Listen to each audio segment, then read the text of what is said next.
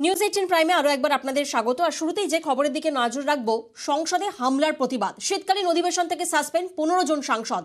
অসংসদীয় আচরণের অভিযোগে সাসপেন্ড করা হয় লোকসভার 14 জন এবং রাজ্যসভার একজন সাংসদকে সাসপেন্ড করা হয়। শীতকালীন অধিবেশনে সাসপেন্ড ডেরেক ওব্রায়েন সহ 15 বিরোধী সাংসদ। আর সাসপেনশনের পরেও রাজ্যসভায় ডেরেক।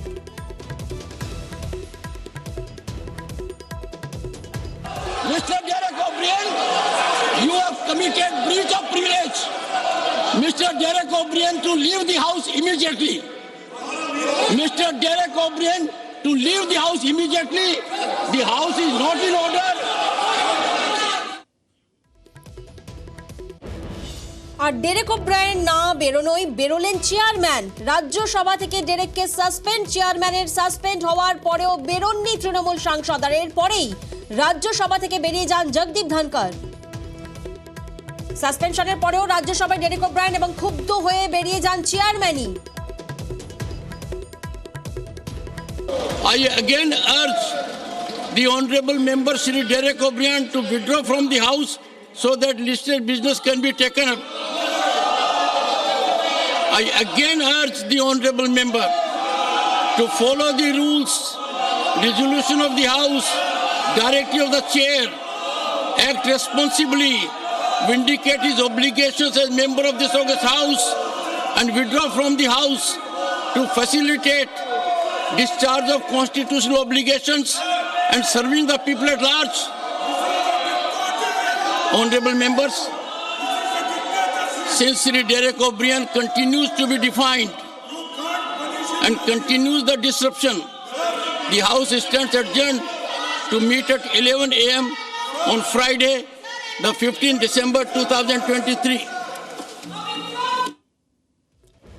প্রতিনিধি রাজীব এই মুহূর্তে আমাদের সঙ্গে রয়েছেন। রাজীবের কাছে একবার যাব। রাজীব, সাসপেনশনের পরেও রাজ্যসভায় ডেরেক ওব্রায়েন ছিলেন, তিনি বেরোননি এবং তারপরেই ক্ষুব্ধ হয়ে বেরিয়ে যান চেয়ারম্যান নিজেই। তারপর ঠিক কি হলো?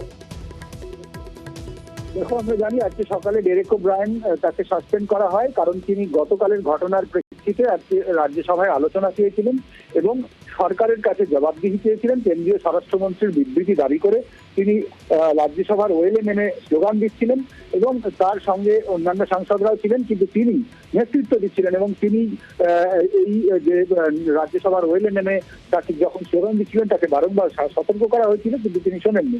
আর তারপরে তাকে সাসপেন্ড করা হয়।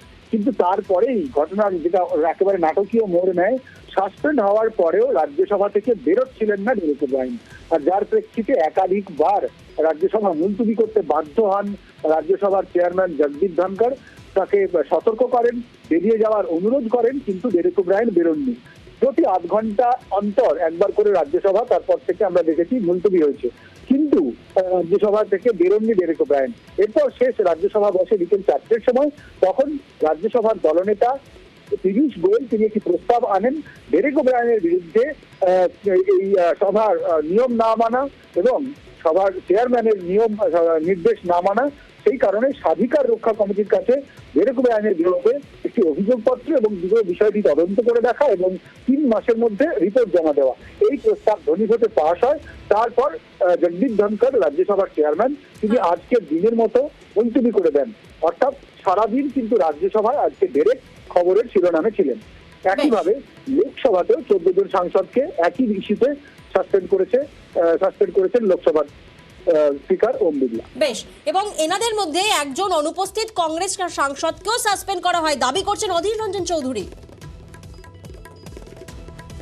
14 सांसद को बहिष्कार किया और ताजुब की बात यह है 14 में से एक आज आया ही नहीं सदन के अंदर आए नहीं, फिर बहिष्कार हो चुके हैं। मतलब बदले की आग में जल रहे ये सत्ता पक्ष अपनी खुद की नाकामी और खामियां को दूर करने के लिए सारे इल्जाम और किसी ना किसी बहाने निगाहों भटकाने के लिए सदन की सुरक्षा, किसकी चूक, इसके बजाय आ जाएगी सदन का कौन किसने रोका, किसने बाधा डाला, ये मुद्दा आ जाएगा। আর তৃণমূলের তরফ থেকে বলা হচ্ছে প্রতিবাদ করলেই সাসপেন্ড করা হচ্ছে। আজকে 15 জনকে সাসপেন্ড করে দেওয়া হয়েছে। 14 জন বোধহয় লোকসভা থেকে আর একজন রাজ্যসভা থেকে, এবং তার মধ্যে সর্বভারতীয় তৃণমূল কংগ্রেস থেকে মনোনীত ডেরেক ওব্রায়েন। অর্থাৎ house does not belong to the opposition. এই হাউসটা শুধুমাত্র বিজেপি সাংসদরাই থাকবেন এবং তারা আর প্রতিবাদও করবেন না। এই প্রতিবাদের জায়গা যখন প্রতিবাদ করছেন তখন তাদেরকে সাসপেন্ড করার, এটা আমরা দেখলাম।